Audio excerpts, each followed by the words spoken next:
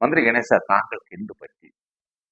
സ്വന്തം വാർഡിലെ സ്ഥാനാർത്ഥിയെ വിജയിപ്പിക്കാൻ സാധിക്കാത്ത താങ്കൾ എങ്ങനെ ഒരു സംസ്ഥാന മന്ത്രിയായി അല്ലെങ്കിൽ പാർട്ടിയുടെ സംസ്ഥാന ചെയർമാനായി? അയ്യേ, നാണക്കേട്.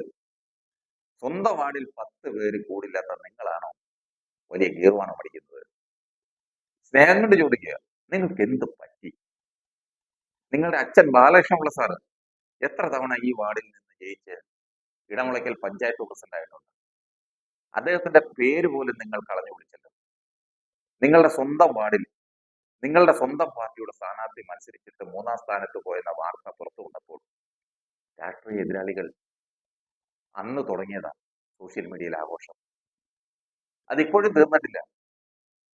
ഇടമുളയ്ക്കൽ പഞ്ചായത്തിലെ വാളകം 23-ാം വാർഡിലാണ് പാർട്ടി സ്ഥാനാർത്ഥിക്ക് ദയനീയമായ പരാജയം ഏറ്റുവാങ്ങേണ്ടി വന്നത്. ആ സ്ഥാനാർത്ഥിയെ കുറ്റം പറഞ്ഞിട്ട് കാര്യമുണ്ടോ? കാര്യമില്ല. നിങ്ങളുടെ ഗുണം അതുകൊണ്ട് മാത്രമാണ് അയാൾക്ക് സംഭവിച്ചത്. കേരള കോൺഗ്രസ് ജോസഫ് ഗ്രൂപ്പ് പ്രതിനിധിയായ UDF സ്ഥാനാർത്ഥി ബേബി മാത്യു 528 വോട്ടുകൾ നേടിയാണ് വിജയിച്ചത്. BJP പ്രതിനിധി ഷൈജുവിന് പോലും 432 വോട്ടുകൾ ലഭിച്ചപ്പോൾ താങ്കളുടെ സ്വന്തം സ്ഥാനാർത്ഥി സജി ബേബിക്ക് ലഭിച്ചത് വെറും 160 വോട്ടുകൾ മാത്രം. ഇത് താങ്കളുടെ പരാജയമാണ്, തീർത്തും സ്ഥാനാർത്ഥിയുടെ പരാജയമല്ല. നിങ്ങളുടെ കുടുംബ വീടും നിങ്ങളുടെ ഉടമസ്ഥതയിലുള്ള വിദ്യാഭ്യാസ സ്ഥാപനങ്ങളുമെല്ലാം ഈ വാർഡിലായിട്ടും നിങ്ങൾ തോറ്റുവെന്ന് പറയുമ്പോൾ എത്രമാത്രം അംഗീകാരമാണ് സ്വന്തം നാട്ടുകാർ നിങ്ങൾക്ക് തരുന്നത്?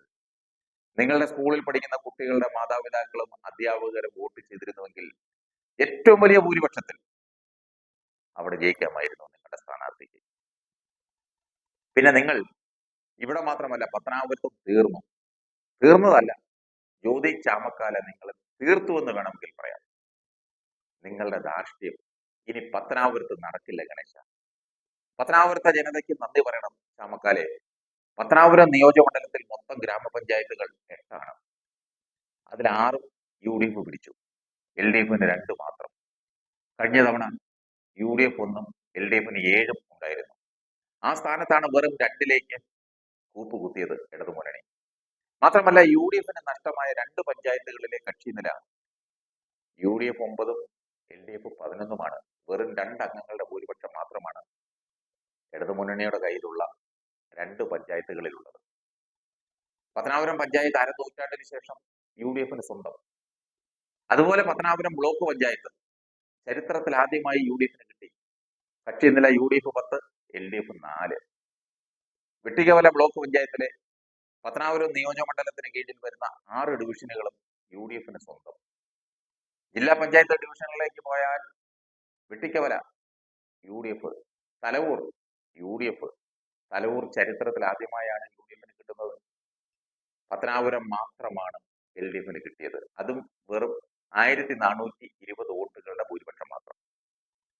ഇതിലൊന്നും താങ്കളുടെ പാർട്ടിയായ കേരള കോൺഗ്രസ് പിക്ക് ഒരു പങ്കുമില്ല.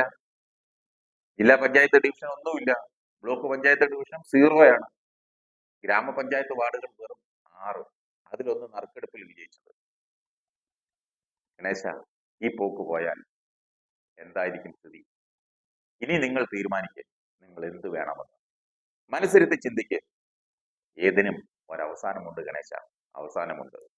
ഒരു മഴയും തോരാതിരുന്നിട്ടില്ല, ഒരു കാറ്റും അടങ്ങാതിരുന്നിട്ടില്ല, ഒരു രാവും പുലരാതിരുന്നിട്ടില്ല, ഒരു നോവും കുറയാതിരുന്നിട്ടില്ല.